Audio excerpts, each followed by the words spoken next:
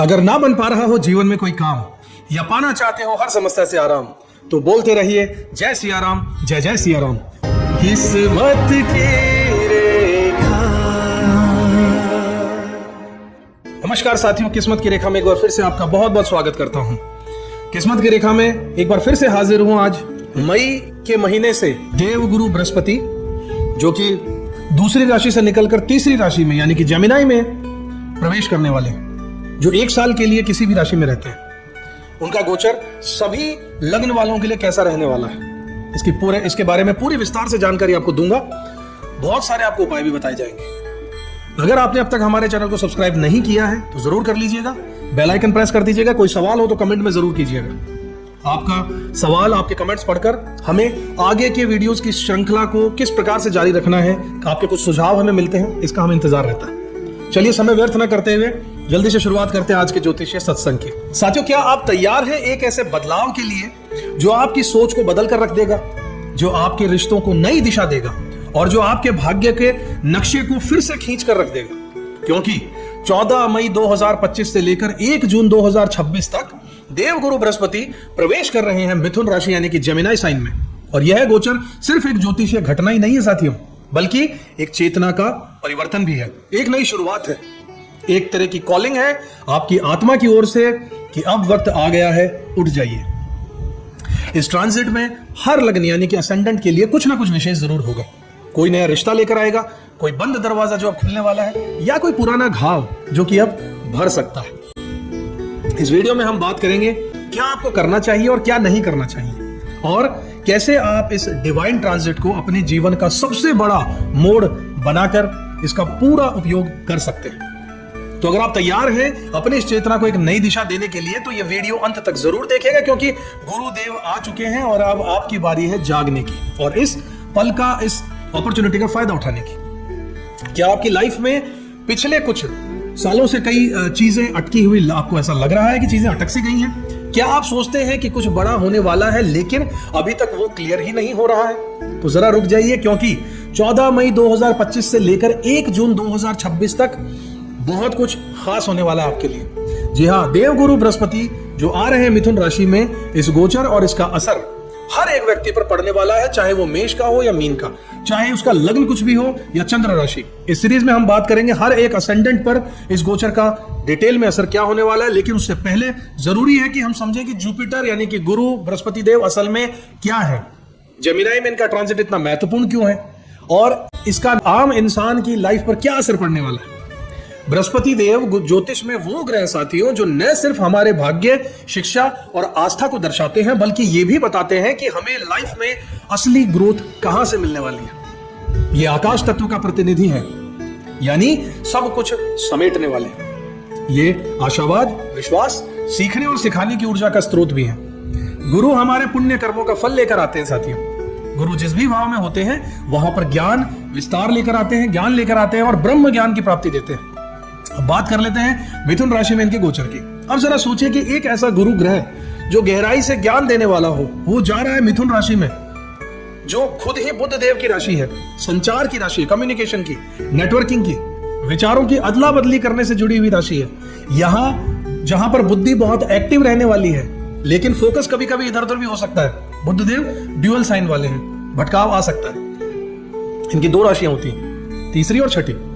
अब जब गुरु इस राशि में आ रहे हैं साथियों, तो एक यूनिक सी चीज होने वाली है। हमारे अंदर का जिज्ञासु इंसान जाग उठेगा। हम सीखना चाहते हैं नई स्किल्स, नई भाषा और नई सोच, लेकिन अगर हम सतर्क ना रहे साथियों, तो यही ज्ञान हमें कंफ्यूजन में बदल के हमारी हालत खराब कर सकता है। एक चीज को और समझिए कि ये ट्रांजिट अतिचारी गति में होगा। जी हाँ, जुपिटर इस दौरान तेज गति से चलेंगे, जिसे अतिचारी गति कहा जाता है।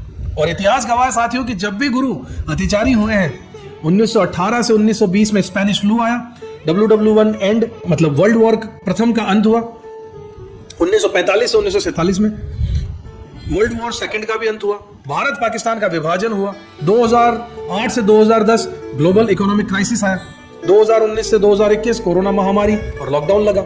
इस बार भी 2025 से 2033 के बीच में गुरु की स्पीड में वही असामान्यता रहने वाली है साथियों।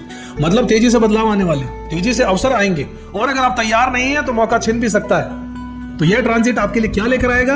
एक जनरल ओवरव्यू की बात करें तो तेज विचारों का दौर आने वाला है। लोग अपने स्किल्स पर ध्यान देना शुरू करने वाले हैं। AI, artificial intelligence, communication, writing, education, YouTube, blogging, tech startup जैसी कई चीजें तेजी से बढ़ने वाली है, जिनमें टेक्नोलॉजी का इन्वॉल्वमेंट है, कम्युनिकेशन का इन्वॉल्वमेंट है, मोबाइल का इन्वॉल्वमेंट है, डिवाइसेस का। साथ ही बढ़ने वाला है कंफ्यूजन, ओवरथिंकिंग और जानकारी की बाढ़ आने वाली है। इंसान को चारों तरफ से डेटा मिलने वाला है। तो क्या करना चाहिए? इस ट्रांजिट में सिर्फ एक ही मंत्र को याद रखिएगा साथियों, ज्ञान को छांटिए, आत्मसात करिए। बहुत तरह की भीड़ आपके सामने आने वाली है कि ये भी सीख लो, वो भी सीख लो, ये सारा डेटा ले लो, वो डेटा ले लो। काम तभी आएगा जब उसमें से आप अच्छे से छटनी कर लें और उसी चीज को पढ़ें, उसी चीज पर अपना समय लगाएं जिससे आप फायदा उठा सकते हो, जो आपके लिए बनी है। व्यर्थ की चीजों में ना पड़िए और अच्छी सी चीज को जो आपके ज्ञान की हो सकती है, अपने काम की हो सकती है, उसकी नॉलेज लीजिए और उसे अपने अंदर आत्मसात करते रहिएगा। तब आप इस ट्रांजिट का पूरा फायदा उठा पाएंगे। तो दोस्तों, ये था इस ट्रांजिट का एक बेसिक सा इंट्रो। अब हम शुरू करते हैं लग्न दर लग्न बृहस्पति के मिथुन राशि में गोचर का पूरा विस्तार से क्या असर रहने वाला है। हर लग्न की डिटेल में एनालिसिस भी करेंगे, मेष से मीन राशि तक। तो अगले पार्ट को जो यहां से शुरू हो रहा है, मिस मत कीजिएगा। अगर ये वीडियो आपको अब तक अच्छा लग रहा है तो लाइक, शेयर, सब्सक्राइब जरूर कीजिएगा और हाँ, कमेंट में जरूर बताइएगा कि आपके गुरु के इस गोचर से क्या उम्मीद है। बात करते हैं मकर लगन यानी कि कैप्रिकॉर्न असेंडेंट वाले मेरे साथियों की, जिनके लिए गुरु का गोचर बहुत कुछ लेकर आ रहा है। आपकी रोजमर्रा के रूटीन को डिवाइन पर्पस से जोड़ने के लिए गुरु यहां पर आ रहे हैं। मकर लगन यानी कैप्रिकॉर्न असेंडेंट मेरे साथियों, जो कि जिंदगी में प्रैक्टिकलिटी, डिसिप्लिन और रियल रिजल्ट्स के लिए जाने जाते हैं। लेकिन इस बार गुरु आपको कहने आ रहे हैं कि आप सिर्फ मेहनत नहीं, अब हर रोज की मेहनत में अर्थ जोड़ो। अब सिर्फ ड्यूटी मत निभाओ, उसे ध्यान से करो, सेवा और हीलिंग में बदल दो। आपका जीवन हमेशा रहा है कड़ी मेहनत और धीरे धीरे स्थिर सफलता का प्रतीक। लेकिन अब गुरु आ रहे हैं आपको छठे घर में, और ये वही घर है जहां पर लड़ाई होती है, अंदर की भी और बाहर की भी। ये वो लोग जगह है जहां पर आप चुनौतियों का सामना करते हैं, अपनी हेल्थ, डेली रूटीन, डिसिप्लिन और एनिमीज को फेस करते हैं। लेकिन जब गुरु इस घर में आ रहे हैं तो वो आपको सेवा से सिद्धि की यात्रा पर ले जा रहे हैं। 6th हाउस में जुपिटर जब सेवा, संघर्ष और समाधान एक साथ लेकर आ रहे हैं, हेल्थ, कॉन्शियसनेस और हीलिंग की बात करें तो अब आपकी अटेंशन बार बार बॉडी, फूड, रूटीन और हीलिंग पर जाने वाली है। बहुत कॉन्शियस आप होने वाले हैं धीरे धीरे। यदि कोई पुरानी बीमारी थी तो उसका इलाज भी संभव नजर आ रहा है इन दिनों में। ये समय है अपने शरीर को मंदिर की तरह समझने का। ध्यान कीजिए इसका, देखभाल कीजिए इसकी। वर्क प्लेस में रेस्पेक्ट और ग्रोथ के चांसेस बन रहे हैं। ऑफिस में आपको एक हेल्पर वाइज प्रॉब्लम सॉल्वर की तरह देखा जाएगा। एक समझदार व्यक्ति जो हर प्रॉब्लम को इलाज कर देगा, ऐसी इमेज आपके ऑफिस में बनने वाली है। प्रमोशन या फिर नई जिम्मेदारी आपको मिल सकती है, बहुत अच्छी बात है। डेब्ट और चैलेंजेस पर आपकी विजय होगी। यदि किसी प्रकार का कर्ज लिया है, कोर्ट केस है या फिर कॉम्पिटिटर रिलेटेड टेंशन चल रही थी, तो गुरु आपको साहस देंगे, क्लैरिटी और रेजोल्यूशन जरूर मिलेगा। स्पिरिचुअल डिसिप्लिन का उदय होने वाला है। यह समय है अपने डेली मोटिवेशन, डेली डिवोशन की रचना करने का। योग, मंत्र, सेवा, संकल्प सबकी ओर आपका झुकाव होगा। एक शेड्यूल बनाइए, सिस्टम बनाइए और उसे फॉलो कीजिए। 6th हाउस रूटीन सिखाता है आपको। आप किसी भी गुड हैबिट को अब डीपली इंटीग्रेट कर सकते हैं।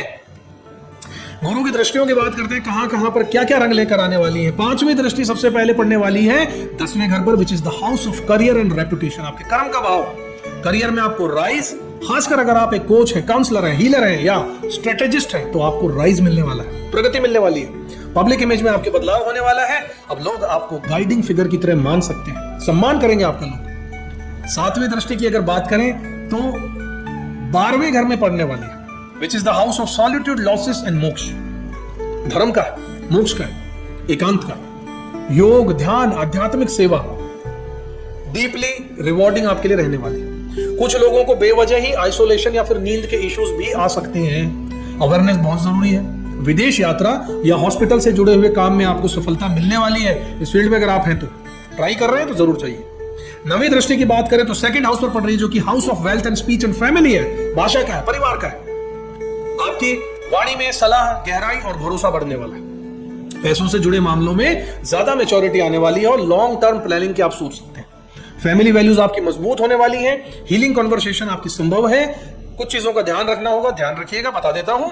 ओवर वर्किंग से बचिएगा। गुरु कहेगा कि काम करो, लेकिन शरीर की लिमिट भी समझ लो। बहुत ज्यादा गधे की तरह मत पचो। लिमिट में रहकर जल्दी इंपॉर्टेंट काम खत्म करना सीखो। मैं ही सब कुछ ठीक कर सकता हूं, ये वाला इल्यूजन जो है ना कि मैं ही सब कुछ हूं, मैं तो बस सब कुछ कर सकता हूं, इस इल्यूजन से बाहर आना होगा आपको। ये आपको बर्नआउट कर देगा। कुछ लोग होते हैं ना, वो कहते हैं कि पीछे हटो, ये तुमसे नहीं होगा, ये मैं करके दिखाता हूं। ऐसा करके लोग आपका फायदा भी उठाएंगे। जो भी काम कराने होंगे वो आपकी बड़ाई करेंगे और आप उसमें लग जाएंगे। ध्यान रखिएगा, you should not burn out your energy level. सही चीज में सही जगह पर जितनी जरूरत उतना ही एनर्जी लगाइए। क्रिटिसिज्म से डरना नहीं है आपको। कंस्ट्रक्टिव फीडबैक आपको बेहतर बनाएगा।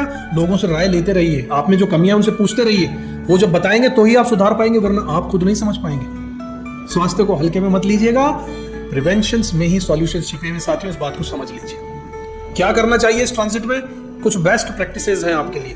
वेलनेस रूटीन को सेट करना होगा, शरीर और मन दोनों की केयर करनी होगी।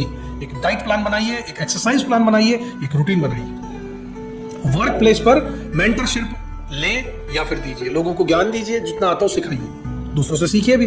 किसी जूनियर को अपलिफ्ट कीजिए, ऊपर लाइए, कोशिश जो मेहनती दिखे आपको उसको राइज कराइए अपनी लाइफ में। अपने शेड्यूल में स्पिरिचुअल एंकर को जोड़ दीजिए, जैसे कि सुबह की प्रार्थना करनी जरूरी है, मंत्र पढ़ना जरूरी है, ग्रेटिट्यूड की प्रैक्टिस करना बहुत जरूरी है। सर्विस बेस्ड एटीट्यूड आपको रखना होगा। जो काम आप रोज करते हैं उसमें सेवा का भाव लेकर आ जाइए, बस फिर आपका काम हो जाएगा।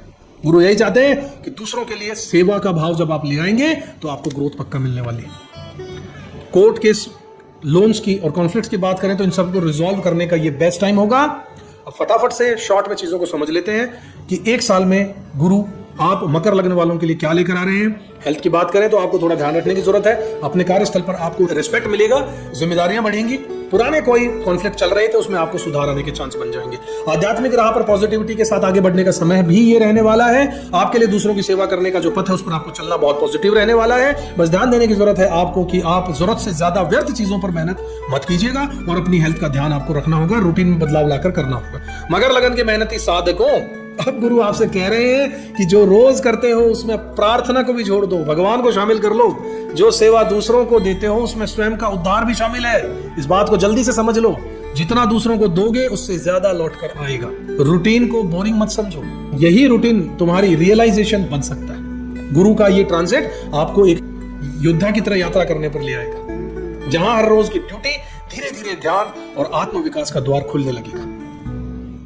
तो साथियों, 1 साल 1 महीने और 19 दिन तक चलने वाला यह बृहस्पति का गोचर आपको हमारे जीवन के कितने ही पहलुओं को छू जाएगा, हिला देगा, बदल देगा। हो सकता है कुछ रिश्ते टूट जाए, हो सकता है कुछ नए रिश्ते जुड़ जाए, कहीं नई शुरुआत होगी तो कहीं अधूरी कहानी पूरी होगी। पर याद रखिएगा, गुरु कभी कुछ छीनने नहीं आता, वो हमेशा कुछ सिखाने आता है। और जब सीख पूरी होती है तो वरदान अपने आप आपके जीवन में उतर जाता है। इस वीडियो में हमने यह देखा कि अब बारी है आपकी।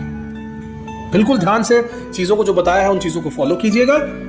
आपने अपने लिए कौन सा भाग महसूस किया है, किस लाइन ने आपको अंदर तक कुछ हिला दिया, कुछ संकेत दिया, क्या आप भी महसूस कर पा रहे हैं कि कुछ बदलने वाला है? तो नीचे कमेंट करके मुझे जरूर बताइएगा। आप इस ट्रांजिट में क्या उम्मीद रखते हैं, ऐसा भी मुझे बताइएगा। या अगर आप चाहें तो सिर्फ इतना लिख दीजिएगा कि मैं गुरु की कृपा को स्वीकार करने को तैयार हूं।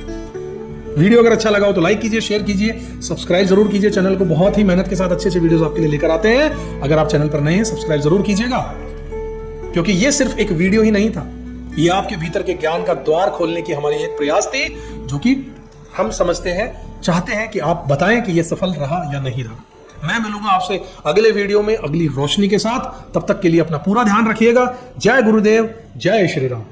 किस्मत की